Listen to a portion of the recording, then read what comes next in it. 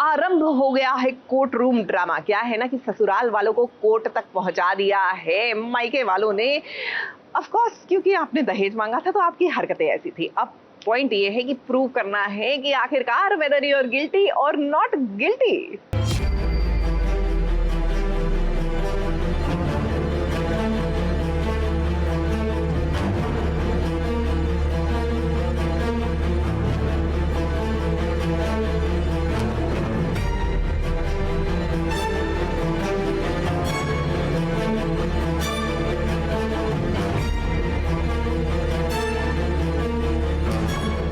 की जिंदगी में मुसीबतों का आरंभ चाहे उसके ससुराल वाले ही क्यों न करें, लेकिन अंत वो आरंभी ही करती है। बुरी तरह फंस गए हैं आरंभी के ससुराल वाले ये दहेज लेने के केस में। और देखिए बेचारी आरंभी को कैसे नायरा के सामने हाथ जोड़ रही है वो, ताकि इन सब के बीच राज न फंसे, क्योंकि वो ये बात अच्छे से जानती है कि राज बेकसूर है। अब जिसने गलती की है उसे तो सजा मिलेगी ही, लेकिन जरा टंडन परिवार का रवैया तो देखिए, वो तो ऐसे बिहेव कर रहे हैं मानो उन्होंने कोई गलती की ही नहीं हो। यही तो मैं कह रहा हूँ सर, इन्होंने अपनी मर्जी से मेरे क्लाइंट्स के बिजनेस में इन्वेस्ट किया और अब उस इन्वेस्टमेंट को दहेज का नाम दिया जा रहा है।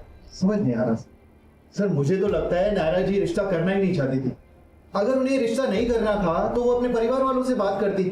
इस तरह से मेरे क्लाइंट्स को के ऊपर खिलौना इल्जाम लगाना तो ये तो गलत बात है ना सर। आरंभी दीदी ट्राई कर रही है कि वो राज को जेल ना भेजूं मैं, बिकॉज राज की कोई गलती नहीं है, राज इनोसेंट है।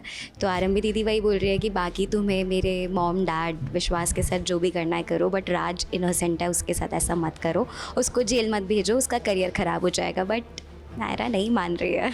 ये टंडन परिवार तो दूध का धुला नहीं है, लेकिन उसके बावजूद भी देखिए जब जज के सामने दोनों पार्टीज ने अपनी अपनी बात रखी तो कैसे परिवार वाले पलट गए। आरंभी के ससुराल वाले जिन्होंने नायरा के परिवार से दहेज मांगा था, जरा देखिए कैसे पुलिस और जज के सामने उन्होंने झूठ बोल दिया और सारा का सारा इल्जाम नायरा के परिवार पर ही लगा दिया। अब इन सब के बीच वो सबूत भी गुम हो गया है, जिससे ये साबित हो रहा था कि टंडन परिवार ने दहेज मांगा है।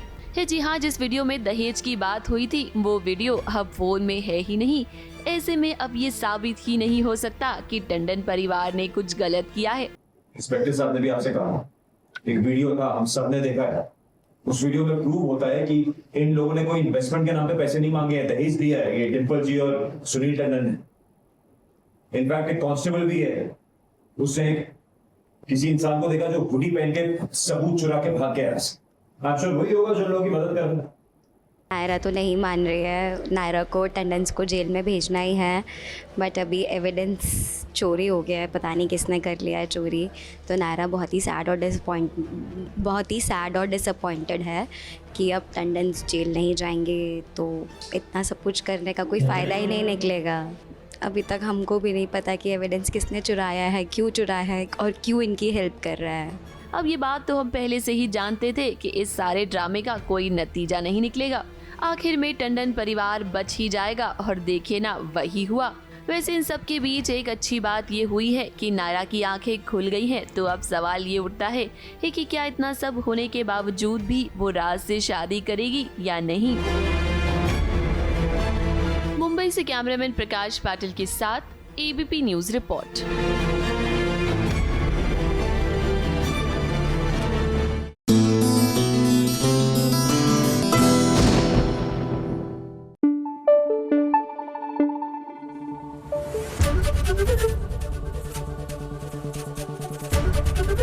एबीपी न्यूज आपको रखे आगे।